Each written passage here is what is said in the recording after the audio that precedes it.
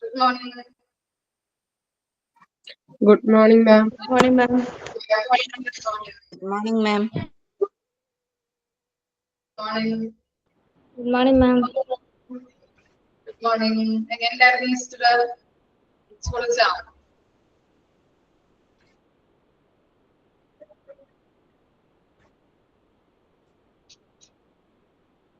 Easter ആഘോഷം എങ്ങനെയുണ്ടായിരുന്നു? ആഘോഷിച്ചോ?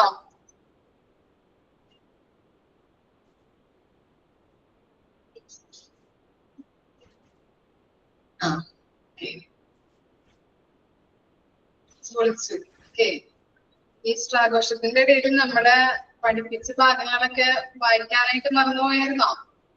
വായിച്ചായിരുന്നോ? Sister ഒക്കെ ഉണ്ടല്ലോ. ഓക്കെ അല്ലെ?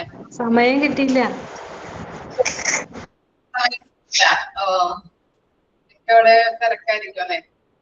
പണിയും കാര്യങ്ങളൊക്കെ ഉണ്ടാവും. തിരക്കായിരുന്നു.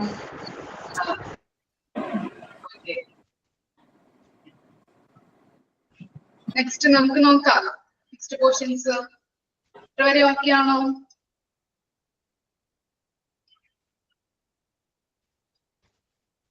ഓക്കെ. Good morning. നിമ്മി എങ്ങനെയുണ്ടായിരുന്നു ഈസ്റ്റർ? ആഘോഷിച്ചോ? അടിച്ചു പൊളിച്ചോ?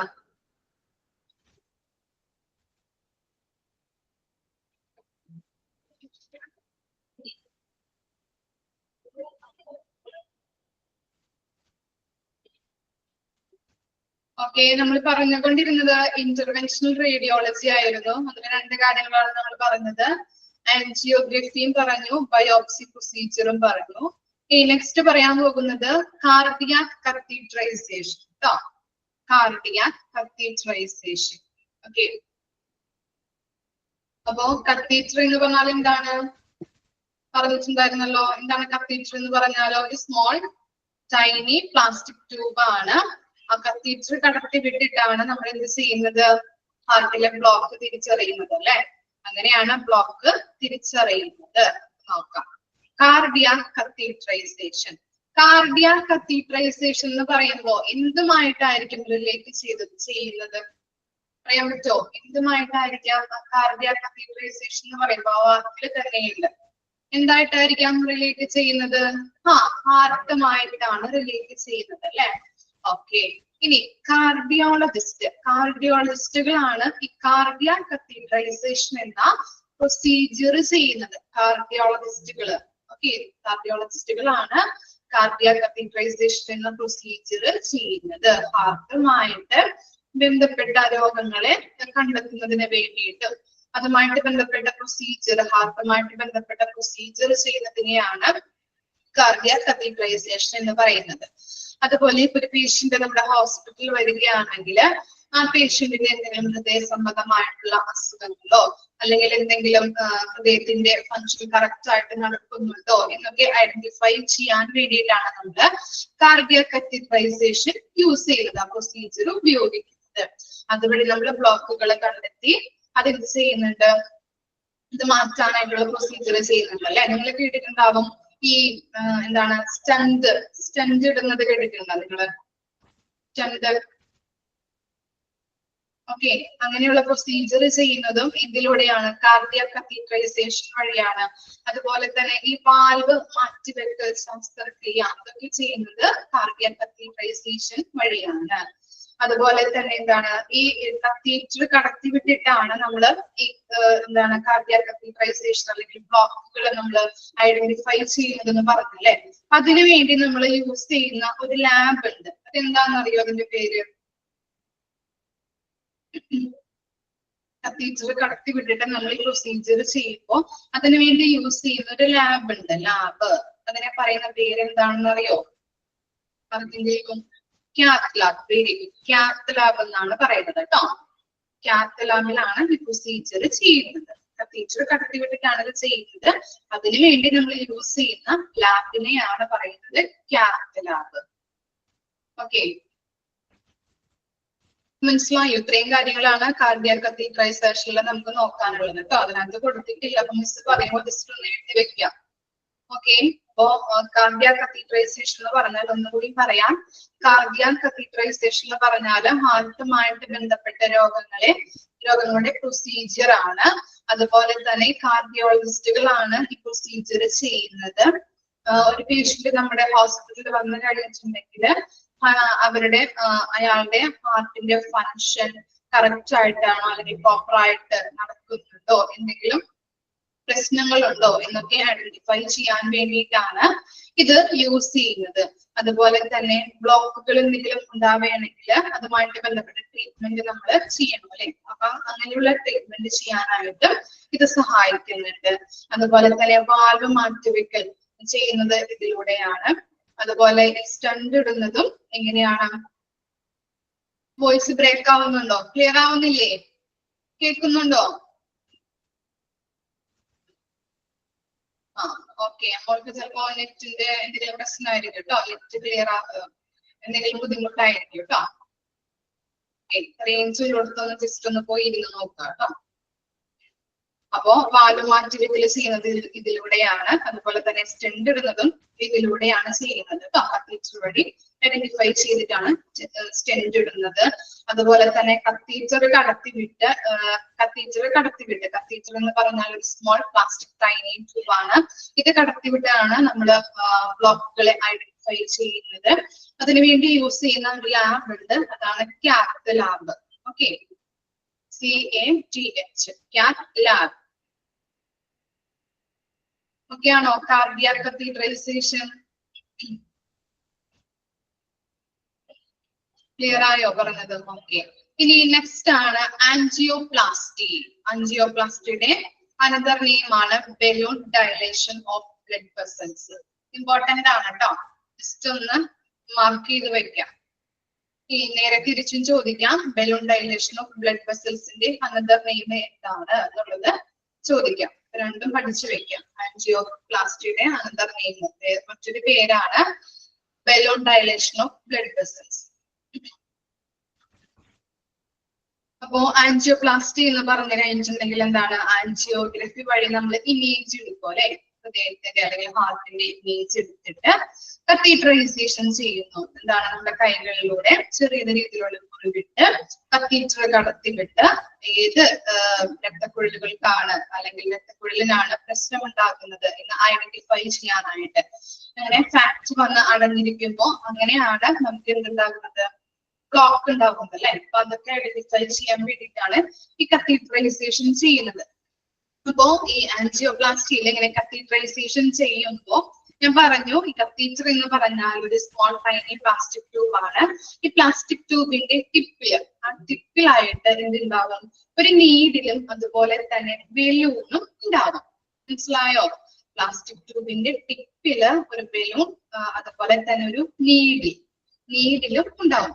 അപ്പൊ അങ്ങനെ നമ്മളെ ബ്ലഡ് വെസൽസിലൂടെ കത്തീറ്റർ കടത്തിവിട്ട് ഏതെങ്കിലും ഞരമ്പുകളിൽ അല്ലെങ്കിൽ എന്താണ് ബ്ലഡ് വെസൽസിൽ ബ്ലോക്കുകൾ ഐഡന്റിഫൈ ചെയ്ത് കഴിഞ്ഞിട്ടുണ്ടെങ്കിൽ അവിടെ വെച്ച് ഈ ബലൂൺ എന്തെങ്കിലും വികസിക്കാനായിട്ട് തുടങ്ങും. മനസ്സിലായോ പറയുന്നത്? കത്തീറ്റർ കടത്തി വിടുമ്പോ ആ കത്തീറ്ററിന്റെ ടിപ്പില് നീഡിലും ബലൂണും ഉണ്ടാവും. ആ ബലൂൺ ഈ കത്തീറ്റർ കടത്തിവിട്ട് വരുമ്പോ നമ്മുടെ ബ്ലഡ് വെസൽസിൽ എന്തെങ്കിലും എന്താണ് ഫാക്ട് വന്ന് അടങ്ങിയിരിക്കുന്നുണ്ടെങ്കിൽ അല്ലെങ്കിൽ ബ്ലോക്ക് ഉണ്ടെന്ന് ഐഡന്റിഫൈ ചെയ്ത് കഴിഞ്ഞിട്ടുണ്ടെങ്കിൽ അവിടെ വെച്ച് ഈ ബലൂൺ വികസിക്കാനായിട്ട് തുടങ്ങും. ഈ ബലൂൺ ഇങ്ങനെ വികസിക്കുമ്പോൾ എന്ത് ചെയ്യും? ബ്ലഡ് വെസൽസിന്റെ ഭിത്തികളും അതിനോട് കൂടെ തന്നെ എന്ത് ചെയ്യും? വികസിക്കാനായിട്ട് തുടങ്ങും. അങ്ങനെ വികസിക്കുമ്പോൾ അവിടെ ഒരു സ്റ്റണ്ട് ഇട്ട് കൊടുക്കും. സ്റ്റണ്ട് എന്ന് പറഞ്ഞിട്ടുണ്ടെങ്കിൽ ഒരു മെറ്റൽ മെറ്റീരിയൽ ആണ്. ഈ സ്റ്റണ്ട് ഇട്ട് കൊടുക്കുമ്പോൾ ആ ബ്ലോക്കുകൾ തന്നെ മാറുകയും രക്തത്തിന് അതിന്റെ ഫ്ലോ കറക്റ്റ് ആയിട്ട് പോകാനായിട്ട് സഹായിക്കുകയും ചെയ്യുന്നു. ഓക്കെ, അതാണ് ആൻജിയോപ്ലാസ്റ്റിയിൽ നടക്കുന്ന പ്രൊസീജിയർ കേട്ടോ. ക്ലിയർ ആയോ? ആൻജിയോപ്ലാസ്റ്റി. ഇനി ആൻജിയോപ്ലാസ്റ്റി എന്ന് പറഞ്ഞു കഴിഞ്ഞാല് നമുക്ക് 3 ബ്ലോക്ക് വരെ നമുക്ക് മാറ്റാനായിട്ട് പറ്റും. ഓക്കെ, 3 ബ്ലോക്ക് ഉണ്ടെങ്കിൽ ഇത് മാറ്റാനായിട്ട് സ്റ്റണ്ട് ഇട്ട് കൊടുത്തത് മാറ്റാൻ പറ്റും. ഇനി 3 ബ്ലോക്കിൽ കൂടുതലായി കഴിഞ്ഞിട്ടുണ്ടെങ്കിൽ എന്താ ചെയ്യാ? 3 ബ്ലോക്കിൽ കൂടുതലായി കഴിഞ്ഞിട്ടുണ്ടെങ്കിൽ ബൈപ്പാസ് സർജറി അല്ലെങ്കിൽ എന്താണ് ഓപ്പൺ സർജറി ചെയ്യേണ്ടതായിട്ട് വരും അല്ലെ. ഓക്കെ, അതും കൂടി ജസ്റ്റ് ഒന്ന് നോട്ട് ചെയ്ത് വെക്കാം കേട്ടോ. 3 ബ്ലോക്ക് വരെ നമുക്ക് ആൻജിയോപ്ലാസ്റ്റി വഴി നമുക്ക് മാറ്റാനായിട്ട് പറ്റും. 3 ബ്ലോക്കിൽ കൂടുതലായിട്ട് കഴിഞ്ഞിട്ടുണ്ടെങ്കിൽ 4മതൊരു ബ്ലോക്ക് ഐഡന്റിഫൈ ചെയ്ത് കഴിഞ്ഞിട്ടുണ്ടെങ്കിൽ നമുക്ക് ഓപ്പൺ സർജറി ചെയ്യേണ്ടതായിട്ട് വരും. നമുക്ക് ഈ ബൈപ്പാസ് സർജറി ചെയ്യണം. ഇത്രയും കാര്യങ്ങളാണ് കത്തീഡ്രൈസേഷൻ അല്ലെങ്കിൽ അതുപോലെ തന്നെ ആൻജിയോപ്ലാസ്റ്റിയില് പറയുന്ന കാര്യങ്ങൾ കേട്ടോ. ക്ലിയർ ആയില്ലേ? 2 കാര്യങ്ങളും, കാർഡിയാക് കത്തീഡ്രൈസേഷനും അതുപോലെ തന്നെ ആൻജിയോപ്ലാസ്റ്റി. ആൻജിയോപ്ലാസ്റ്റിയിൽ നിർബന്ധമായിട്ടും ഓർത്തിരിക്കേണ്ടത് balloon dilation of blood vessels. Another name ഏതാണ് ചോദിക്കാറുണ്ട് കേട്ടോ.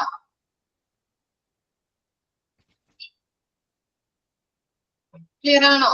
ഓക്കെ, ഇനി നെക്സ്റ്റ് ആണ്, തേർഡ് വൺ ആണ് റേഡിയേഷൻ ഓങ്കോളജി. നമുക്കറിയാം അല്ലെ, റേഡിയേഷൻ ഓങ്കോളജി എന്തുമായിട്ട് ബന്ധപ്പെട്ടതാണ്? എന്തുമായിട്ട് ബന്ധപ്പെട്ടതാണ്? ക്യാൻസറുമായിട്ട് ബന്ധപ്പെട്ടതാണ് അല്ലെ. ഓങ്കോളജി എന്നൊക്കെ പറയുമ്പോൾ നമുക്ക് പെട്ടെന്ന് ഐഡന്റിഫൈ ചെയ്യാൻ പറ്റും.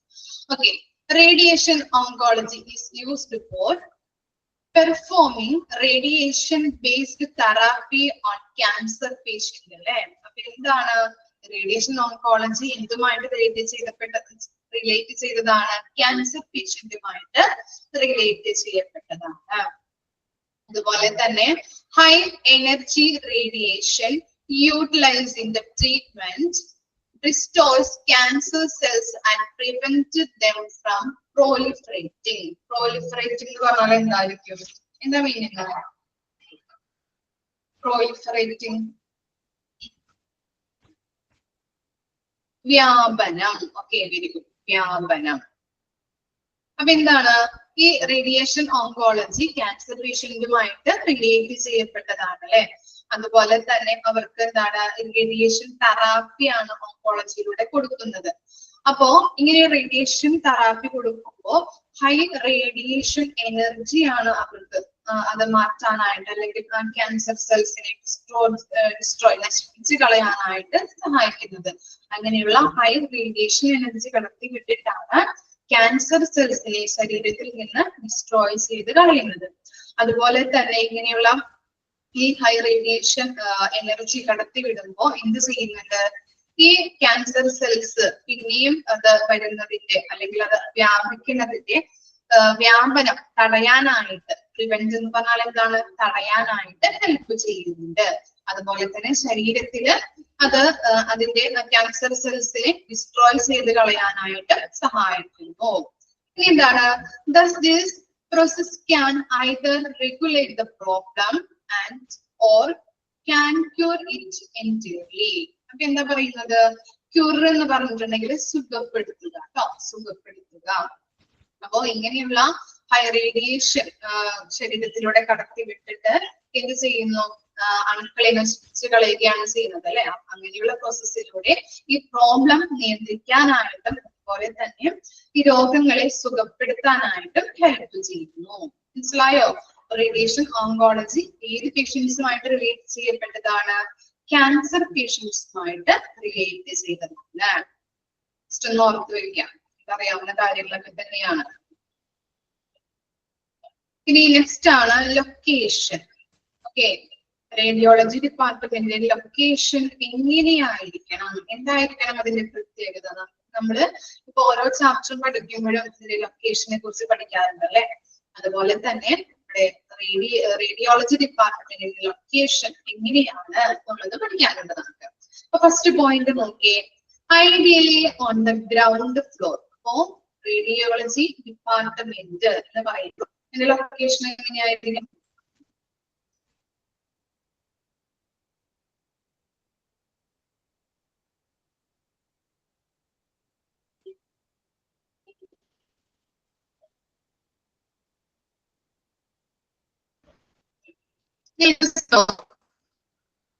Okay okay, 1 minute.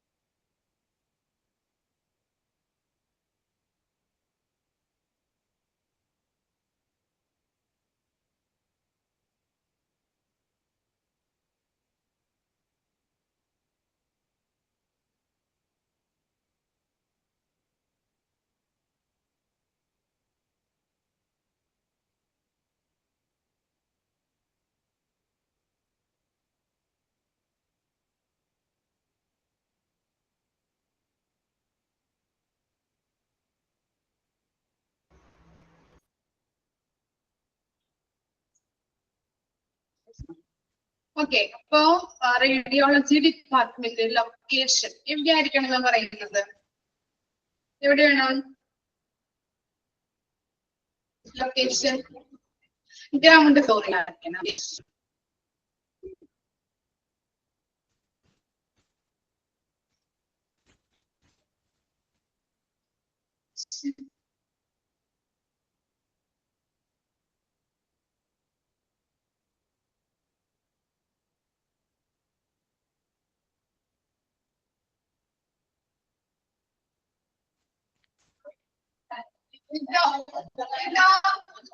സ്ക്രീൻ കാണില്ല.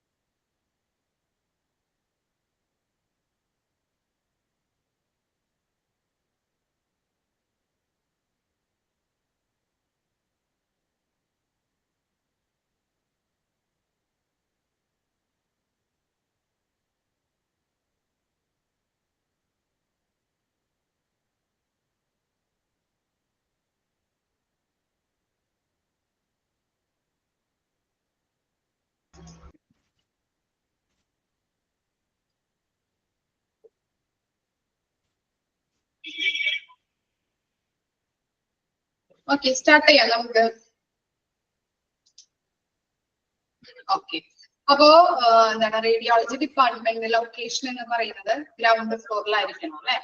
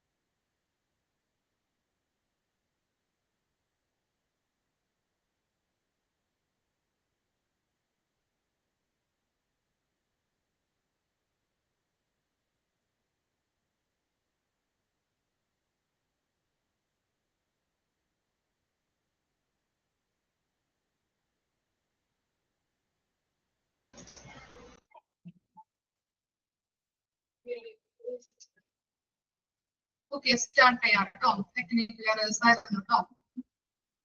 എന്തെങ്കിലും മിസ്സിനെ കാണാൻ പറ്റാതെ ഉണ്ടെങ്കിൽ മിസ് പറയണ കേട്ടാലും മതി കേട്ടോ.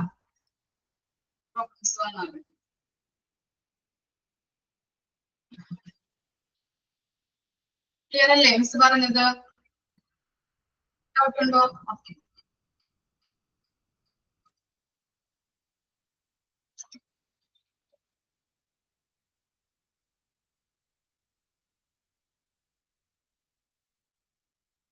ഓക്കെ, അപ്പൊ നമ്മൾ പറഞ്ഞ ലൊക്കേഷൻ നമ്മൾ പറഞ്ഞല്ലേ, എന്താണ് ഗ്രൗണ്ട് ഫ്ലോറിൽ വേണം. ഫസ്റ്റ് പോയിന്റ് നമ്മൾ പറഞ്ഞതാണ്.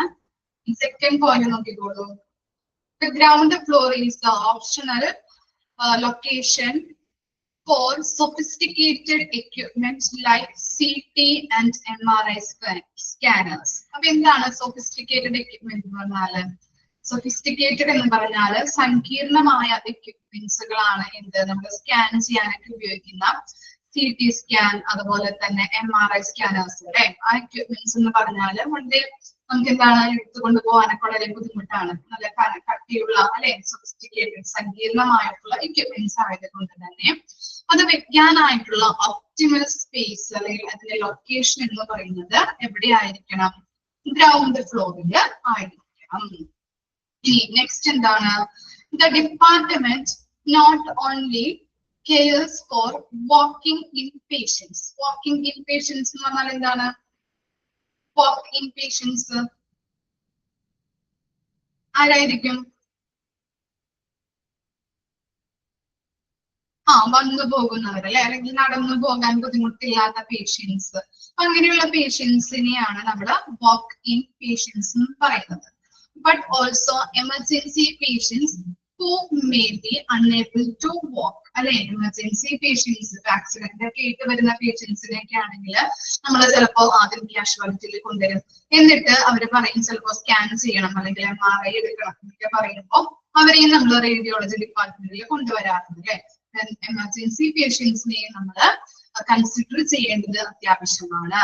Or who require rapid scanning to make the diagnosis. രോഗം നിർണ്ണയിക്കാൻ വേണ്ടിയിട്ട് എന്ത് കാരണങ്ങൾ കൊണ്ടായിരിക്കാം ഇങ്ങനെ രോഗം വരുന്നത് എന്ന് ഐഡന്റിഫൈ ചെയ്യാൻ വേണ്ടിയിട്ട് നമ്മൾ എമർജൻസി പേഷ്യൻസിനെ കൊണ്ടുവരാറുണ്ട്. അതുപോലെ തന്നെ അത്ര ബുദ്ധിമുട്ടില്ലാത്ത പേഷ്യന്റ് നടക്കാൻ അത്ര ബുദ്ധിമുട്ടില്ല നടക്കാവുന്ന പേഷ്യൻസ്, അവരെയാണ് നമ്മൾ വാക്ക് ഇൻ പേഷ്യൻസ് എന്ന് പറയുന്നത്. അപ്പൊ അവരെയും നമ്മൾ കൺസിഡർ ചെയ്യണം. ക്ലിയർ ആയോ? രണ്ട് പേഷ്യൻസിനെ നമ്മൾ അവിടെ കൺസിഡർ ചെയ്യുന്നത് അത്യാവശ്യമാണ്. Should be easily reachable to OPD patient, inpatient and emergency department. അപ്പൊ ആർക്കൊക്കെയാണ് ഈസിലി റീച്ചബിൾ ആവേണ്ടത്? റേഡിയോളജി ഡിപ്പാർട്ട്മെന്റ് എന്ന് പറയുന്നത് ഈസിലി റീച്ചബിൾ ആയിരിക്കണം. ഏത് പേഷ്യൻസിനൊക്കെ? ഇൻപേഷ്യൻസ്, അതുപോലെ തന്നെ OPD പേഷ്യൻസ്, വന്നു പോകുന്ന പേഷ്യൻസിന്, അതുപോലെ തന്നെ എമർജൻസി ഡിപ്പാർട്ട്മെന്റ് അല്ലെ. എമർജൻസി ഡിപ്പാർട്ട്മെന്റ് എന്ന് പറയുന്നത് ഏതാണ്? എമർജൻസി ഡിപ്പാർട്ട്മെന്റ് ഏതായിരിക്കും? ഓർമ്മയില്ലേ? OT-ആണോ? Casualty. Okay, emergency room, emergency department, casualty. ഓർമ്മയുണ്ടോ? ആക്സിഡന്റ് ആൻഡ് എമർജൻസി എടുത്തപ്പോ പറഞ്ഞത് ഓൾട്ടർനേറ്റീവ് മീൻസ്. ഓക്കെ, അവിടെ അവർക്കൊക്കെ മൂന്ന് കാര്യങ്ങളാണ് ഇവിടെ പറയുന്നത്. OPD പേഷ്യൻസ്, ഇൻപേഷ്യൻസ്, എമർജൻസി ഡിപ്പാർട്ട്മെന്റിനൊക്കെ ഈസിലി റീച്ചബിൾ ആയിരിക്കണം. പിന്നെന്താണ്? It should not be put between other department. എന്താണ്? കുറേ അധികം ഡിപ്പാർട്ട്മെന്റ്സ് ഉണ്ട് അല്ലെ ഹോസ്പിറ്റലുകളില്. അപ്പോ അവരുടെയൊക്കെ നടുക്ക് അല്ലെങ്കിൽ ആ ഉള്ളിൽ കൊണ്ടുപോയിട്ട് നമ്മൾ ഈ റേഡിയോളജി ഡിപ്പാർട്ട്മെന്റ് വെക്കാൻ പാടില്ല. കാരണം എന്തായിരിക്കും? കാരണം മറ്റു ഡിപ്പാർട്ട്മെന്റിന്റെ ഉള്ളിൽ കൊണ്ടുപോയിട്ട് ഇത് വെക്കാൻ പാടില്ല. എന്തായിരിക്കാം അങ്ങനെ പറയാനായിട്ടുള്ള കാരണം? ഇൻഫെക്ഷൻ അല്ല, എന്താണ്? ഈ റേഡിയോളജി അല്ലെ, റേഡിയേഷൻ ഏൽക്കാനായിട്ടുള്ള സാധ്യതയുണ്ട്. അതുകൊണ്ടാണ് റേഡിയേഷൻ ഏറ്റു കഴിഞ്ഞിട്ടുണ്ടെങ്കിൽ പല ബുദ്ധിമുട്ടുകൾ ഉണ്ടാകുന്നുണ്ട്. നമ്മള് നെക്സ്റ്റ് പോർഷനിലൊക്കെ പഠിക്കും. അപ്പൊ അങ്ങനെയുള്ള ബുദ്ധിമുട്ട് ഉണ്ടാകാതിരിക്കാൻ വേണ്ടിയിട്ട് ചിലപ്പോ എന്താണ് മറ്റു ഡിപ്പാർട്ട്മെന്റുകളിലൊക്കെ ഡോക്ടറെ കാണാനായിട്ട് പേഷ്യൻസ് വരാം, അല്ലെങ്കിൽ അങ്ങോട്ടും ഇങ്ങോട്ടൊക്കെ പേഷ്യൻസ് അല്ലെങ്കിൽ പബ്ലിക് ഒക്കെ പാസ് ചെയ്യാം അല്ലെ. അപ്പോ ഇവർക്ക് എന്താണ് ഈ റേഡിയേഷൻ ഏൽക്കാൻ സാധ്യതയുണ്ട്. അതുകൊണ്ടാണ് പറയുന്നത് മറ്റു ഡിപ്പാർട്ട്മെന്റിന്റെ ഇടയിൽ കൊണ്ടുപോയിട്ട് ഈ റേഡിയോളജി ഡിപ്പാർട്ട്മെന്റ് വെക്കാനായിട്ട് പാടില്ല. ഇനി എന്താണ്, it should have some room for expansion at a later date. ഇനി എന്താണ്, റേഡിയോളജി ഡിപ്പാർട്ട്മെന്റ് നമ്മള് എന്താണ് ഹോസ്പിറ്റൽ തുടങ്ങിയപ്പോ നമ്മള് പണിതതിന് ശേഷം ഇത് എക്സ്പാൻഷൻ ചെയ്യേണ്ടത് അത്യാവശ്യമാണെന്ന ഘട്ടം വന്നു.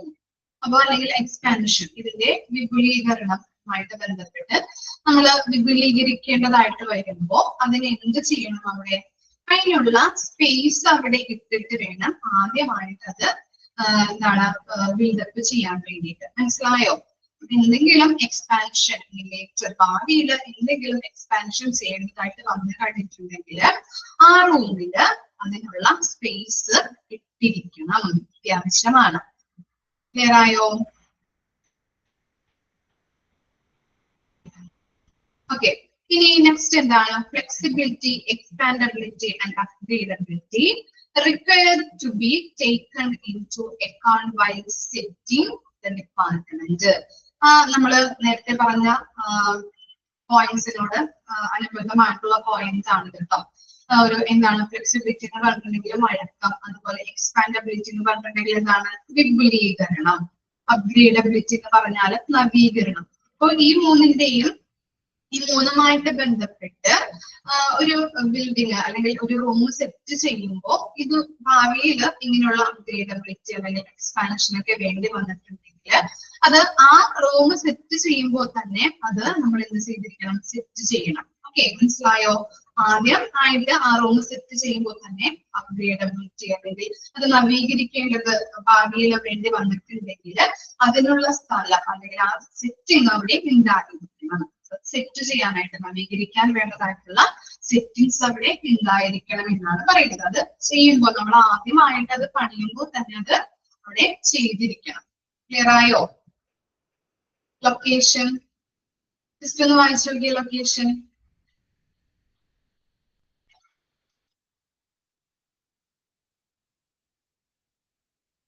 ഓക്കെ, ക്ലിയർ അല്ലേ? ജസ്റ്റ് ഒന്ന് പോയിന്റ്സുകൾ ഒന്ന് വായിച്ചു നോക്കിയാൽ മതി കേട്ടോ. ഇനി നെക്സ്റ്റ് ആണ് physical facilities and space necessities. എന്താണ് ഫിസിക്കൽ ഫെസിലിറ്റീസ് എന്ന് പറഞ്ഞാല് ഭൗതിക സൗകര്യങ്ങളും അതുപോലെ തന്നെ സ്ഥല ആവശ്യങ്ങളും. അതിന്റെ ഉള്ളിൽ നമുക്ക് 4 പോയിന്റ്സ് ആണ് കൊടുത്തിരിക്കുന്നത്. നോക്കിയേ, reception, control and registration area അല്ലെ. നമ്മളിപ്പോ റേഡിയോളജി ഡിപ്പാർട്ട്മെന്റിലേക്ക് എന്തിനാ വരുന്നത്, സ്കാൻ ചെയ്യാനായിട്ട്. ഒരു ഡോക്ടറെ കാണാൻ ഒരു രോഗി വന്നു. അപ്പൊ ഒരു രോഗിക്ക് എന്താണ് ചിലപ്പോ വയറുവേദനയാവാം, അപ്പൊ ഇടയ്ക്കിടയ്ക്ക് വരുന്നുണ്ട്. അപ്പൊ ഡോക്ടർ എന്ത് ചെയ്യും, സ്കാൻ ചെയ്യാൻ പറയും അല്ലെ. MRI എടുക്കാൻ അല്ലെങ്കിൽ CT സ്കാൻ ചെയ്യാനോ ഒക്കെ പറയാറുണ്ട്. സ്കാൻ ചെയ്യാൻ പറയും. അപ്പൊ സ്കാൻ ചെയ്യാനായിട്ട് ഡോക്ടർ എന്ത് ചെയ്യും, ഇത് പ്രിസ്ക്രിപ്ഷൻ എഴുതി തരില്ലേ, ഇല്ല സ്കാൻ ആണ് ചെയ്യേണ്ടത് എന്ന് പറഞ്ഞിട്ട് നമുക്കൊരു പ്രിസ്ക്രിപ്ഷൻ എഴുതി തരാറുണ്ട്. ഈ പ്രിസ്ക്രിപ്ഷനും കൊണ്ടുപോയിട്ട് നമ്മൾ എവിടെ കൊണ്ടുപോയി കൊടുക്കാറുണ്ട്? എവിടെ കൊടുക്കും?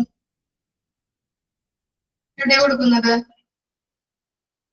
നമ്മളെവിടെ സ്കാൻ ചെയ്യാൻ പോകുന്നത്? റേഡിയോളജി ഡിപ്പാർട്ട്മെന്റില്. ആ റേഡിയോളജി ഡിപ്പാർട്ട്മെന്റില് അതിന്റെ ഒരു സെപ്പറേറ്റ് ആയിട്ട് ഞാൻ പറഞ്ഞിട്ടുണ്ട്. ഏതൊരു ഡിപ്പാർട്ട്മെന്റിനും ഇപ്പൊ ഓർത്തോ ആയിക്കോട്ടെ, അല്ലെങ്കിൽ റേഡിയോളജി ആയിക്കോട്ടെ, അല്ലെങ്കിൽ ഓങ്കോളജി ആയിക്കോട്ടെ, അപ്പൊ പല ഡിപ്പാർട്ട്മെന്റും ഉണ്ട് അല്ലെ. ഓരോ ഡിപ്പാർട്ട്മെന്റിനും സെപ്പറേറ്റ് ആയിട്ടുള്ള റിസപ്ഷൻ ഏരിയാസ് ഉണ്ട്. അപ്പൊ അവിടെ കൊണ്ടുപോയിട്ട് നമ്മൾ ഈ ഡോക്ടറുടെ പ്രിസ്ക്രിപ്ഷൻ കൊടുക്കും. അവര് നമ്മളെ പേര് വിവരങ്ങളൊക്കെ എഴുതി അവർ രജിസ്റ്റർ ചെയ്ത് വെക്കും അല്ലെ. അത്രയും കാര്യങ്ങളാണ് അവിടെ കൊടുത്തിരിക്കുന്നത്. Reception, control and registration area. First കാര്യം പിടികിട്ടിയോ? ഫസ്റ്റ് സെന്റൻസ് ഒക്കെയാണോ? ഫസ്റ്റ് പോയിന്റ് നമ്മൾ അവിടെ കൊണ്ടുപോയി കൊടുത്ത് അവിടെ നമ്മൾ പേര് വിവരങ്ങൾ രജിസ്റ്റർ ചെയ്തു. ഇനി ഏത് രോഗിയാണ് ഫസ്റ്റ് വന്നിരിക്കുന്നത്? ചിലപ്പോ നമ്മളെക്കാട്ടിയും മുമ്പ് സ്കാൻ ചെയ്യാനായിട്ട് ആളുകൾ ഉണ്ടായിരിക്കും. അപ്പൊ ഓരോരുത്തരുടെയും പ്രയോറിറ്റി അനുസരിച്ച് അല്ലെങ്കിൽ ആദ്യം ആരാണോ വന്നിരിക്കുന്നത് എന്നനുസരിച്ചിട്ട് പേര് വിളിച്ചാണ് നമ്മളെ കയറ്റാറുള്ളത് അല്ലെ. നമ്മളോട് പറയും അവര് അവിടെ പോയിട്ട് വെയിറ്റ് ചെയ്തോളൂ, വിളിക്കാം എന്ന് പറയാറില്ലേ. പേഷ്യൻസ് വെയിറ്റിംഗ് റൂം, അവിടെ പോയിട്ട് നമ്മൾ എന്ത് ചെയ്യും, വെയിറ്റ് ചെയ്തിരിക്കും. ഇനി എന്താണ്, secretary or clerks area for collecting and separating report. അപ്പോ പല രോഗികൾ വന്നിട്ടുണ്ടാവും. ചിലവർക്ക് എക്സ്റേ എടുക്കാനായിരിക്കാം, ചിലവർക്ക് MRI എടുക്കാനായിരിക്കാം, ചിലവർക്ക് CT സ്കാൻ എടുക്കാനായിരിക്കാം അല്ലെ. അപ്പോ ഈ ഒരു ക്ലർക്ക് ഏരിയ ഉണ്ടാവും. ആ ക്ലർക്ക് ഏരിയയില് ഈ റിസൾട്ടുകൾ അല്ലെങ്കിൽ റിപ്പോർട്ടുകളെ കളക്ട് ചെയ്തുകൊണ്ട് വെക്കും. അതിനുശേഷം സെപ്പറേറ്റ് ആക്കി വെക്കും. എക്സ്റേ, CT, MRI എന്ന് പറഞ്ഞ് റിപ്പോർട്ടുകള് പലതരത്തിൽ സെപ്പറേറ്റ് ചെയ്ത് വെക്കുന്നു. അതാണ് ക്ലർക്ക് ഏരിയയിൽ നടക്കുന്നത്. ക്ലിയർ ആയില്ലേ? ഇനി എന്താണ് റേഡിയോളജിസ്റ്റ് ഓഫീസ് ഉണ്ട്. റേഡിയോളജിസ്റ്റ് ഓഫീസിന്റെ പ്രത്യേകത എന്താണ്? Handily located close by the X ray room. X ray റൂമായിട്ട് ക്ലോസ് ചെയ്തിരിക്കണം. ഓക്കെ, എന്തിനു വേണ്ടിയിട്ടാണ് ഇങ്ങനെ ക്ലോസ് ചെയ്തിരിക്കുന്നത്? Should have provision for viewing and charting films. നമുക്കറിയാം ഇങ്ങനെ X ray, CT scan, MRI scan ഒക്കെ എടുക്കുമ്പോൾ, എക്സ്റേ ഒക്കെ എടുക്കുമ്പോൾ നമുക്ക് ചെറിയ ഫിലിംസ് ആയിട്ടാണ് കിട്ടുന്നത് ഇല്ലേ? ഫിലിംസ് ആയിട്ടല്ലേ നമുക്ക് കിട്ടാറ് അതിന്റെ റിപ്പോർട്ടുകൾ? അങ്ങനെ റിപ്പോർട്ടുകൾ നമുക്ക് ഫിലിംസ് ആയിട്ട് കിട്ടുന്നു. അപ്പൊ അങ്ങനെ കിട്ടുമ്പോൾ അത് ചാർട്ട് ചെയ്യുന്നതിന് വേണ്ടിയിട്ടും അതുപോലെ തന്നെ അത് റിപ്പോർട്ട് ചെയ്യുന്നതിന് വേണ്ടിയിട്ടുമാണ് ഇങ്ങനെയുള്ള റേഡിയോളജിസ്റ്റ് ഓഫീസ് ആവശ്യമായി വരുന്നത്. ക്ലിയർ ആയോ? അപ്പൊ 4 കാര്യങ്ങളാണ് അവിടെ കൊടുത്തിരിക്കുന്നത്. റിസപ്ഷൻ ഉണ്ട്, രജിസ്ട്രേഷൻ, വെയിറ്റിംഗ് റൂം, അതുപോലെ തന്നെ ക്ലർക്ക് ഏരിയ, സെക്രട്ടറി ഏരിയ ഉണ്ട്. ഇത് ചെയ്യാനായിട്ടാണ് ഇങ്ങനെയുള്ള റിപ്പോർട്ടുകൾ സെപ്പറേറ്റ് ചെയ്യാനായിട്ട് വേണ്ടിയിട്ട്.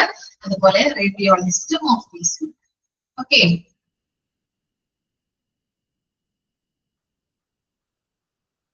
ഓക്കെ ആണോ? 4 കാര്യങ്ങളും ജസ്റ്റ് ഒന്ന് ആ പ്രൊസീജിയർ ഒന്ന് ഓർത്ത് വെച്ചാലും നമുക്ക് ക്ലിയർ ആവും കേട്ടോ. എക്സ്റേ എടുക്കാൻ പോകുന്നത് അല്ലെങ്കിൽ MRI ഒക്കെ എല്ലാവരും എടുത്തിട്ടുണ്ടാവുമല്ലോ. അപ്പൊ അങ്ങനെയുള്ള ആ പ്രൊസീജിയർ ഒന്ന് ഓർത്ത് നോക്കിയാൽ ഇത്തരം കാര്യങ്ങൾ ക്ലിയർ ആവും. ലാസ്റ്റ് പോയിന്റ് പറയണോ? റേഡിയോളജിസ്റ്റ് ഓഫീസ് എന്ന് പറയുന്നത് എക്സ്റേ റൂമിന്റെ അടുത്തായിരിക്കണം, ക്ലോസ്ലി ലൊക്കേറ്റഡ്, അങ്ങനെയുള്ള അടുത്തായിരിക്കണം എക്സ്റേ റൂംസ് വേണ്ടത്. അതുപോലെ തന്നെ റേഡിയോളജിസ്റ്റ് ഓഫീസും എക്സ്റേ റൂംസും അടുത്തായിരിക്കണം എന്നാണ് പറയുന്നത്. എന്തിനു വേണ്ടിയിട്ടാണ് അങ്ങനെ അടുത്തായിരിക്കണം എന്ന് പറയുന്നത്? Should have provision for viewing and charting films. നമ്മൾ എക്സ്റേ, CT സ്കാൻ, MRI സ്കാനിന്റെ ഒക്കെ റിപ്പോർട്ടുകൾ കിട്ടുമ്പോൾ നമുക്ക് ഫിലിംസ് ആയിട്ടാണ് കിട്ടുന്നത്. ആ ഫിലിംസ് ആയിട്ട് കിട്ടുന്നതിനെ ചാർട്ട് ചെയ്യുന്നതിന് വേണ്ടിയിട്ടും അതുപോലെ തന്നെ റിപ്പോർട്ട് ചെയ്യുന്നതിന് വേണ്ടിയിട്ടുമാണ് ഇങ്ങനെ അടുത്തായിരിക്കണം എന്ന് പറയുന്നത്. ഓക്കെ ആണോ?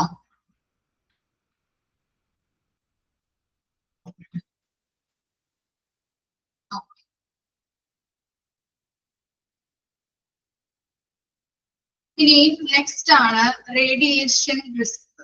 നമ്മൾ പറഞ്ഞു റേഡിയേഷൻ റിസ്ക് ആർക്കൊക്കെ നമുക്ക് റേഡിയേഷൻ റിസ്ക് ഉണ്ടാകുന്നുണ്ട് പറയാൻ പറ്റുമോ? ഇങ്ങനെ CT scan, MRI scan, pregnancy, പിന്നെന്താ child, okay, cancer patients. Okay, പേഷ്യൻസിന് മാത്രം റിസ്കുകൾ ഉണ്ടാവുള്ളൂ? ഇങ്ങനെയാണ് നിങ്ങളുടെ അഭിപ്രായം? പേഷ്യൻസിന് മാത്രമായിരിക്കും റേഡിയേഷൻ റിസ്ക് ഉണ്ടാകുന്നത്? പിന്നെ ഇല്ല, പിന്നെ ആർക്കൊക്കെയാണ്? ടെക്നീഷ്യൻസിന്, ഓക്കെ, വെരി ഗുഡ്. സ്റ്റാഫിന്, ഓക്കെ, നഴ്സുമാർക്ക്, ഓക്കെ. അപ്പൊ ഇത്തരം കാര്യങ്ങളാണ് ഈ റേഡിയേഷൻ റിസ്കിൽ പറയുന്നത് കേട്ടോ. അവിടെ വരുന്ന പേഷ്യൻസിന്, സ്കാനിങ് എടുക്കുന്ന പേഷ്യൻസിന് ഉണ്ടാവും. അതുപോലെ തന്നെ അവിടെ വർക്ക് ചെയ്യുന്ന ടെക്നീഷ്യൻസിന്, അവിടെ വർക്ക് ചെയ്യുന്ന റേഡിയോളജി ഡിപ്പാർട്ട്മെന്റിൽ വർക്ക് ചെയ്യുന്ന ഓരോ സ്റ്റാഫിനും എന്തുണ്ട്? റേഡിയേഷൻ റിസ്ക് ഉണ്ട്. അപ്പൊ 2 തരത്തിലുള്ള ഇഫക്റ്റ് ആണ് കൊടുത്തിരിക്കുന്നത്. First one severe effect and second one chronic. Okay, first one എന്താണ്? Severe effect. സിവിയർ എന്ന് പറഞ്ഞിട്ടുണ്ടെങ്കിൽ എന്താണ്? കഠിനമായ ഇഫക്റ്റ് ആണ് കൊടുത്തിരിക്കുന്നത്. Heavy dose in short stretch of time. അപ്പൊ എന്താണ് അവർക്ക് കൊടുക്കുന്നത്? സിവിയർ ഇഫക്റ്റിൽ വരുന്നത് കൊടുക്കുന്ന ഡോസ് എന്താണ്? ഹെവി ആണ്. ഹെവി ഡോസ് ആണ് അവിടെ പ്രൊവൈഡ് ചെയ്യുന്നത്. അവർക്ക് കിട്ടുന്ന ഇഫക്റ്റ് എന്ന് പറഞ്ഞാല് ഷോർട്ട് ടൈമിലായിരിക്കും ഇഫക്റ്റ് ഉണ്ടാകുന്നത്. പക്ഷെ ഹെവി ഡോസ് ആണ് അവിടെ പ്രൊവൈഡ് ചെയ്യുന്നത്. ക്ലിയർ ആയോ? ക്ലിക്ക് ആവുന്നുണ്ടോ മിസ് പറയുന്നത്? ഹെവി ഡോസ് ആണ് കൊടുക്കുന്നത്. എന്നിരുന്നാലും കൂടിയും അവർക്ക് ഇഫക്റ്റുകൾ, ഇപ്പോ ഹെഡ് ഏക്ക് ഉണ്ടാവാം, പല ഇഫക്റ്റുകൾ കൊടുത്തിട്ടുണ്ട് കേട്ടോ. അത് പറയുമ്പോൾ മനസ്സിലാവുന്നുണ്ട്. അപ്പൊ ഇഫക്റ്റുകൾ ഉണ്ടാകുമ്പോൾ അല്ലെങ്കിൽ തലവേദന അങ്ങനെയുള്ള കാര്യങ്ങളൊക്കെ ഉണ്ടാകുന്നത് ചെറിയ ടൈമിലേക്കാണ്. മനസ്സിലായോ? Severe effect. ഓക്കെ, ഇനി സെറിബ്രൽ. സെറിബ്രൽ എന്ന് പറഞ്ഞാൽ എന്താണ്? സെറിബ്രൽ ഏതുമായിട്ട് ബന്ധപ്പെട്ടതാണ്? സെറിബ്രൽ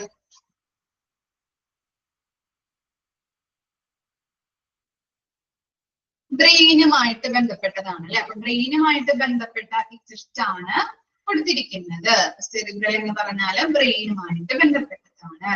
ഫസ്റ്റ് വൺ ആണ്. എന്താണ് ബ്രെയിനുമായിട്ട് ബന്ധപ്പെട്ട ഇഫക്റ്റ്? കൺവൽഷൻസ്. ഇതായിരിക്കാം കൺവൽഷൻസ്. വിറയൽ ഉണ്ടാകുന്നുണ്ട്. അതുപോലെ ഒബ്സ്ക്യൂറിംഗ് ഓഫ് വിഷൻ. എന്തായിരിക്കാം ഒബ്സ്ക്യൂറിംഗ് ഓഫ് വിഷൻ എന്ന് പറഞ്ഞാല്?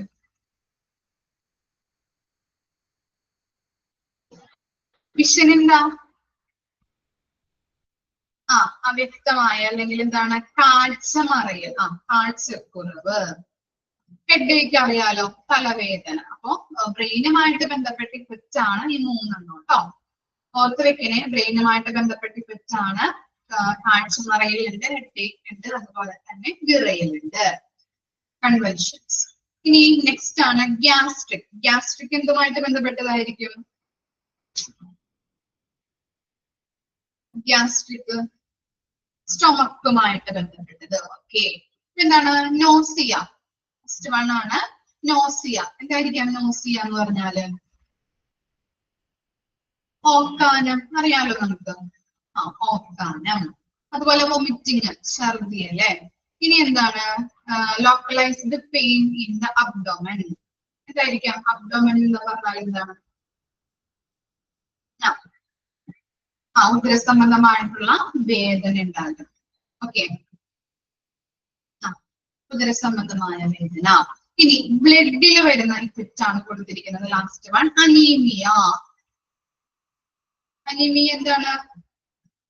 അറിയാലോ, ഡോക്ടേഴ്സിന്റെ അടുത്ത് നമ്മൾ പോകുമ്പോ പറയാറുണ്ടല്ലേ, അനീമിയ ഉണ്ട് അല്ലെ, വിളർച്ചയുണ്ട് അല്ലെ. നമ്മളെ മുഖമൊക്കെ നോക്കിയിട്ട് അല്ലെങ്കിൽ കണ്ണൊക്കെ നോക്കിയിട്ട് പറയാറുണ്ട്, രക്തക്കുറവുണ്ട്, വിളർച്ചയുണ്ടല്ലോ, പറയാറില്ലേ? വിളർച്ച. ഇനി എന്താണ്? Marrow depression. എന്തായിരിക്കും? അസ്ഥിമജ്ജ അല്ലെ, അതിന്റെ കുറവല്ലേ. Okay, marrow depression. ഇനി നെക്സ്റ്റ് ആണ് ക്രോണിക് ഇഫക്റ്റ്. ക്രോണിക് ഇഫക്റ്റ് എന്ന് പറഞ്ഞാല് എന്താണ്? Owing to constant continuous short exposure. അപ്പൊ ക്രോണിക് ഇഫക്റ്റ് ഇവിടെ പറയുന്നത്, സിവിയർ ഇഫക്റ്റിൽ പറയുന്നത് ഹെവി ഡോസ് ആണ് കൊടുക്കുന്നത്. അതുമായിട്ട് ബന്ധപ്പെട്ട് ഷോർട്ട് ടൈമിലായിരിക്കും ഇഫക്റ്റുകൾ ഉണ്ടാകുന്നത്. ഇവിടെ എന്താണ്? ക്രോണിക് ഇഫക്റ്റ് എന്ന് പറയുമ്പോൾ കുറച്ച് ഡോസ് ആയിരിക്കും കൊടുക്കുന്നത്. ഡോസ് കുറവും കുറെ നാളത്തേക്ക് അതിന്റെ ഇഫക്റ്റുകൾ കുറെ നാളത്തേക്ക് നമുക്ക് അനുഭവപ്പെടും. മനസ്സിലായോ? അപ്പൊ എന്താണ്? ലോങ് ടേം ഇഫക്റ്റ് ആണ് ഈ ക്രോണിക് ഇഫക്റ്റിൽ വരുന്നത്. മനസ്സിലായോ? Constant continuous. ഓക്കെ, കണ്ടിന്യൂസ് ആയിട്ടുള്ള ഇഫക്റ്റ് ആണ് വരുന്നത്. ഇനി നമുക്ക് നോക്കാം എന്താണ്. ഫസ്റ്റ് വൺ ആണ് സ്കിൻ. സ്കിന്നുമായിട്ട് ബന്ധപ്പെട്ടത് അല്ലെ. സ്കിന്നുമായിട്ട് ബന്ധപ്പെട്ട ഇഫക്റ്റ് ഏതൊക്കെയാണ്? ഹെയർ ലോസ് ഉണ്ടാകുന്നുണ്ട് അല്ലെ, മുടി കൊഴിയുന്നത്, മുടി കൊഴിച്ചിൽ ഇല്ലേ, ഹെയർ ലോസ്. അതുപോലെ തന്നെ എന്താണ്? Brittle nails. എന്തായിരിക്കും ബ്രിട്ടിൽ നെയിൽസ്? നഖം പൊട്ടുന്നത്. Okay, very good. ഇനി ബ്ലഡില് എന്താണ്? അനീമിയ നമ്മൾ പറഞ്ഞതാണ്, വിളർച്ച. അതുപോലെ തന്നെ ലുക്കീമിയ. അറിയാലോ ലുക്കീമിയ എന്താ? ലുക്കീമിയ രക്താർബുദം, ബ്ലഡ് ക്യാൻസർ. ഓക്കെ, ഇനി ഐയുമായിട്ട് ബന്ധപ്പെട്ടത് എന്താ? ഐയുമായിട്ട് ബന്ധപ്പെട്ടത് കാറ്ററാക്ട്, തിമിരം. ഓക്കെ, തിമിരം വരാറുണ്ട്. ഇനി അതേഴ്സ് ഇഫക്റ്റ് ആണ് സ്റ്റെറിലിറ്റി. സ്റ്റെറിലിറ്റി എന്താ? സ്റ്റെറിലിറ്റി വന്ധ്യത. ഒബിസിറ്റി എന്തായിരിക്കും?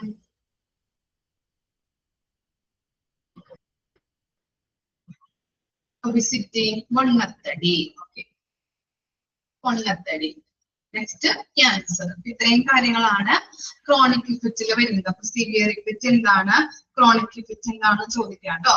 സിവിയർ ഇഫക്റ്റ് എന്ന് പറഞ്ഞാൽ ഹെവി ഡോസ് ഷോർട്ട് ടൈം ആണ്. അപ്പൊ ഒന്ന് ജസ്റ്റ് ഒന്ന് പഠിച്ചു വെക്കാം. എന്തെങ്കിലും അർത്ഥം പഠിച്ചു വെച്ചാലും മറ്റത് നമുക്ക് ഐഡന്റിഫൈ ചെയ്യാൻ പറ്റും കേട്ടോ. സിവിയർ എഫക്ട് എന്ന് പറഞ്ഞാൽ ഹെവി ഡോസിൽ ഷോർട്ട് ടൈം ഇഫക്റ്റ് ആണ് ഉണ്ടാകുന്നത്.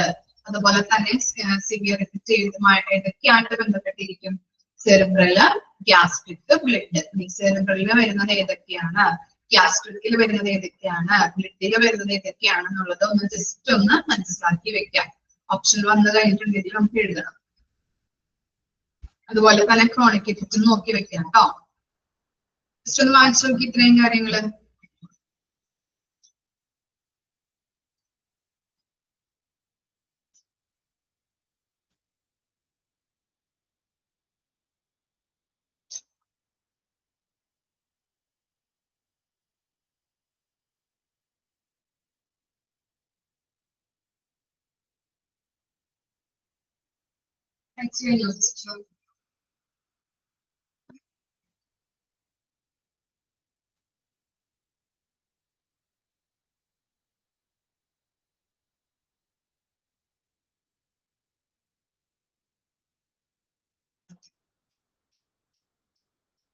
ഓക്കെ, പിന്നെ നെക്സ്റ്റ് ആണ് റെഗുലേറ്ററി ബോഡി. റെഗുലേറ്ററി എന്ന് പറഞ്ഞിട്ടുണ്ടെങ്കിൽ എന്താണ് റെഗുലേറ്ററി?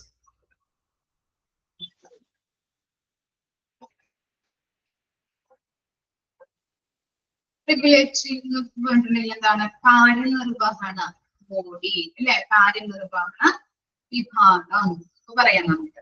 അപ്പോ റെഗുലേറ്ററി ബോഡി എന്ന് പറഞ്ഞു കഴിഞ്ഞിട്ടുണ്ടെങ്കിൽ എന്താണ് നോക്കിയേ, the atomic energy regulatory board, AERB.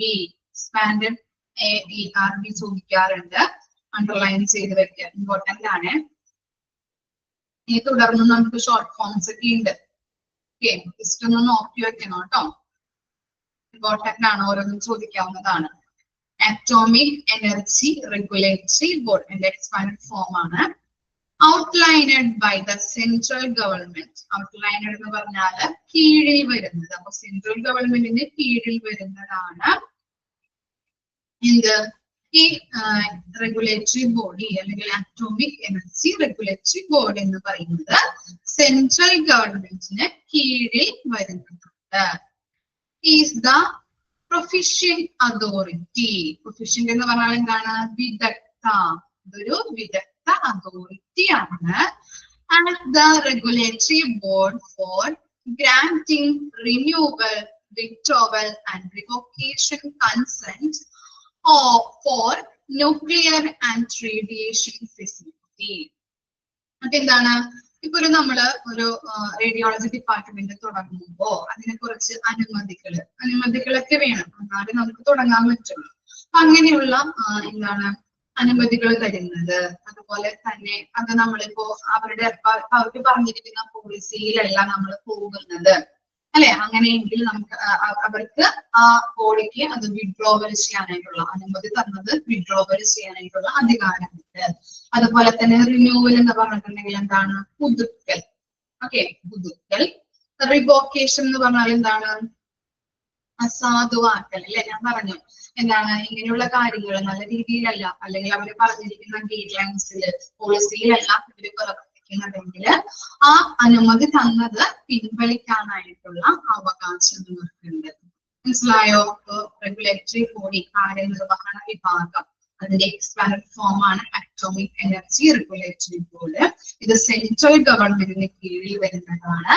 ഇതൊരു പ്രൊഫിഷ്യന്റ് അതോറിറ്റി ആണ് അല്ലെ, വിദഗ്ധ അതോറിറ്റി ആണ്. ഇതെന്താ ചെയ്യുന്നത്? ന്യൂക്ലിയർ ഫെസിലിറ്റീസ്, റേഡിയേഷൻ ഫെസിലിറ്റീസിനുള്ള സൗകര്യങ്ങള് എല്ലാം ഗ്രാന്റിംഗ് ചെയ്യാനായിട്ടുള്ള അനുമതികൾ നൽകുന്നുണ്ട്. അതുപോലെ തന്നെ പുതുക്കാനായിട്ട് സഹായിക്കുന്നുണ്ട്.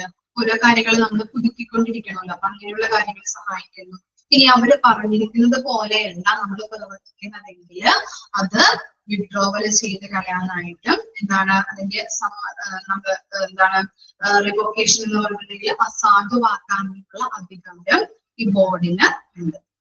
ഓക്കെ ആണോ? റെഗുലേറ്ററി ബോഡി എന്ന് പറഞ്ഞാൽ മനസ്സിലായോ എന്താണെന്നുള്ളത്? ഓക്കെ,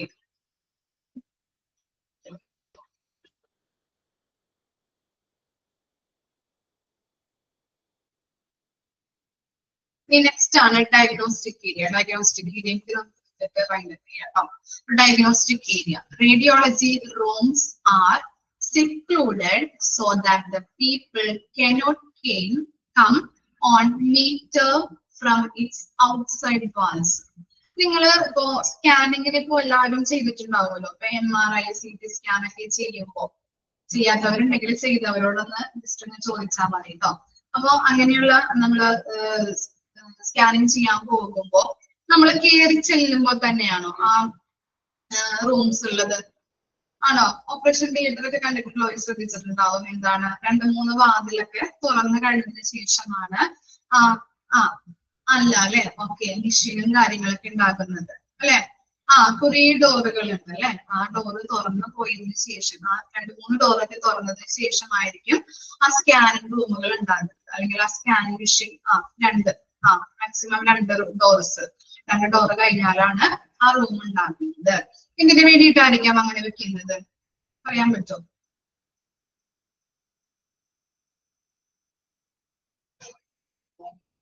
റേഡിയേഷൻ, നമ്മൾ പഠിക്കുന്നത് എന്താണ്? റേഡിയേഷൻ ആണ് അല്ലെ. റേഡിയേഷൻ പുറത്തേക്ക് കടക്കാതിരിക്കാൻ വേണ്ടിയിട്ട്, സെക്യൂരിറ്റിക്ക് വേണ്ടിയിട്ടാണ് അങ്ങനെ വെച്ചിരിക്കുന്നത് കേട്ടോ.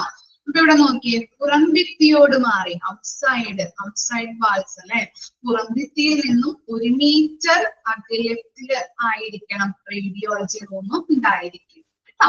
അതാണ് ഫസ്റ്റ് പോയിന്റ് ആയിട്ട് കൊടുത്തിരിക്കുന്നത്. അങ്ങനെ തന്നെയാണ് സാധാരണ നമ്മൾ കാണാറുള്ളത് അല്ലെ ഹോസ്പിറ്റലുകളിലൊക്കെ.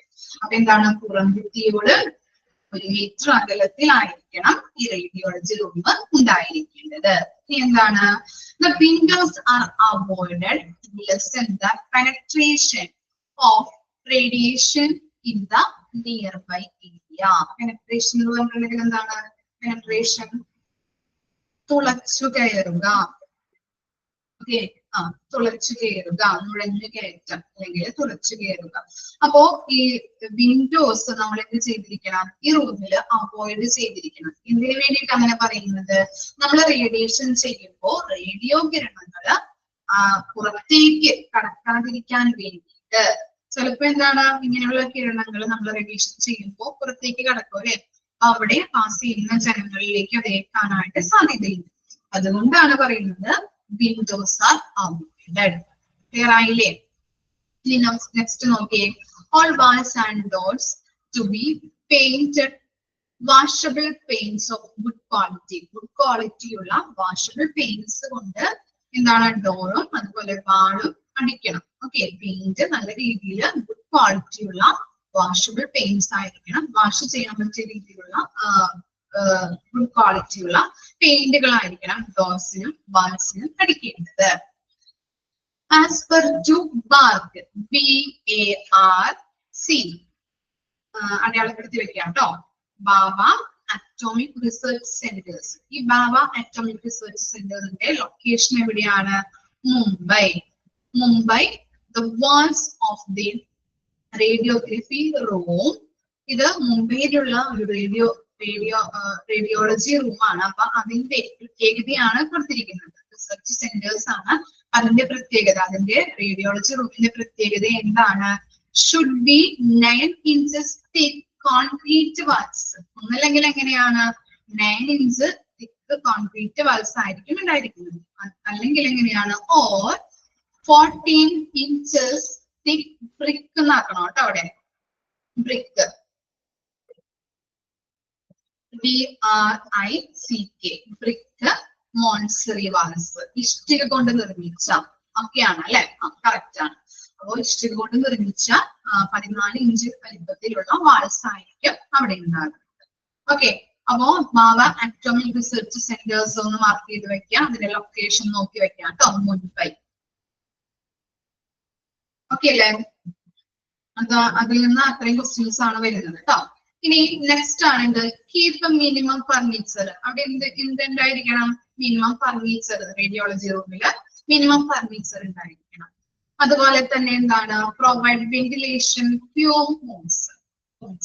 അപ്പൊ എന്താ പറയുന്നത്? വെന്റിലേഷൻ പ്രൊവൈഡ് ചെയ്യണം അല്ലെ. എന്തിനു വേണ്ടിയിട്ടായിരിക്കും വെന്റിലേഷൻ പ്രൊവൈഡ് ചെയ്യുന്നത്? ഈ മെഷീനിലൊക്കെ വർക്ക് ചെയ്യുമ്പോ പൊടികളൊക്കെ ഉണ്ടെങ്കിൽ അത് രോഗികൾക്ക് ബുദ്ധിമുട്ടാണ്. അതിനു വേണ്ടിയിട്ട് ഈ പുക അതുപോലെ തന്നെ പൊടിയൊക്കെ പുറത്തു പോകാൻ വേണ്ടിയിട്ടാണ് പ്രോപ്പർ ആയിട്ട് വെന്റിലേഷൻ വേണമെന്ന് പറയുന്നത്. ഓക്കെ, ഇനി എന്താണ്? Install and X-ray machine in the corner so that there is enough moving space. Fume എന്ന് പറഞ്ഞിട്ടുണ്ടെങ്കിൽ പുക അല്ലെങ്കിൽ പൊടി ഇതൊക്കെ വരില്ലേ, മിഷനിൽ നിന്ന് പൊടിയൊക്കെ ഉണ്ടാവില്ലേ, അതിനെയാണ് ഉദ്ദേശിക്കുന്നത് കേട്ടോ. അത് പോകാൻ വേണ്ടിയിട്ട് അല്ലെങ്കിൽ അത് പുറത്തേക്ക് കടക്കാൻ വേണ്ടിയിട്ടാണ് പ്രോപ്പർ ആയിട്ട് വെന്റിലേഷൻ വേണമെന്ന് പറയുന്നത്. ഓക്കെ, ഇനി എന്താണ്? എക്സ്റേ റൂം നമ്മൾ എന്ത് ചെയ്യണം? ഇൻസ്റ്റാൾ ചെയ്യേണ്ടത് എങ്ങനെയാണ്? ഒരു കോർണറിലായിരിക്കണം അല്ലെ, റൂംസിന്റെ കോർണറിലായിരിക്കണം വേണ്ടത്. എന്തിനു വേണ്ടിയിട്ടാണ്? അവിടെയുള്ള സ്റ്റാഫുകൾക്ക് അങ്ങോട്ടും ഇങ്ങോട്ടും നടക്കാനൊക്കെ ബുദ്ധിമുട്ടായിരിക്കാം. ഇപ്പൊ നടുക്കൊക്കെ കൊണ്ട് ഇത് സ്ഥാപിച്ചിട്ടുണ്ടെങ്കിൽ ബുദ്ധിമുട്ടായിരിക്കില്ലേ നടക്കാനായിട്ട്. അപ്പൊ അതാണ് പറയുന്നത്, എക്സ്റേ റൂം ഒരു റൂമിന്റെ കോർണറിലായിരിക്കണം വെക്കേണ്ടത്, ഇൻസ്റ്റാൾ ചെയ്യേണ്ടത്. അങ്ങനെ വെച്ച് കഴിഞ്ഞിട്ടുണ്ടെങ്കിൽ അവിടുത്തെ സ്റ്റാഫുകൾക്ക് നടക്കാനുള്ള സ്പേസ് ഉണ്ടായിരിക്കും. ഇനി എന്താണ്? The flooring should be able to support a load of heavy machines, particularly if the lab is built on top floors. അപ്പൊ എന്താണ്? ഈ ഇങ്ങനെയുള്ള മെഷീൻസ്, നമ്മുടെ CT സ്കാൻ, MRI എടുക്കുന്ന മെഷീൻസ് ഒക്കെ എന്താണ്? വളരെ ഹെവി ആണല്ലേ, ഹെവിയാണ്. അതുകൊണ്ട് തന്നെ നമ്മൾ ഈ റൂം ബിൽഡപ്പ് ചെയ്യുമ്പോൾ തന്നെ അതിന്റെ ടോപ്പ് ആയിട്ടുള്ള ഫ്ലോർ അല്ലെങ്കിൽ അതിന്റെ ഈ അടിഭാഗങ്ങളൊക്കെ ഇല്ലേ, അത് നല്ല രീതിയിൽ ബിൽഡപ്പ് ചെയ്യണം. മനസ്സിലായോ? നല്ല രീതിയിൽ ഇതൊക്കെ വെച്ച് കഴിഞ്ഞിട്ടുണ്ടെങ്കിൽ കട്ടി കൂടി അല്ലെങ്കിൽ ഹെവി ആയിട്ടുള്ള മെഷീൻ ആയതുകൊണ്ട് തന്നെ ഇത് സ്ഥാപിക്കുമ്പോൾ, ഇൻസ്റ്റാൾ ചെയ്യുമ്പോൾ ബുദ്ധിമുട്ട് വരാതിരിക്കാൻ വേണ്ടിയിട്ട് അതിന്റെ ഫ്ലോർ നല്ല രീതിയിൽ നമ്മൾ സ്ഥാപിക്കണം. ക്ലിയർ ആയോ? ഇത്തരം കാര്യങ്ങളാണ് ഡയഗ്നോസ്റ്റിക് ഏരിയയുമായിട്ട് ബന്ധപ്പെട്ട് കൊടുത്തിരിക്കുന്നത് കേട്ടോ. ഓക്കെ, അപ്പൊ ഇത്രയും വരെ മിസ് എടുക്കുന്നുള്ളൂ. ഇത്ര വരെ വായിച്ച് പഠിച്ചിട്ട് വരാം കേട്ടോ. Okay, thank you.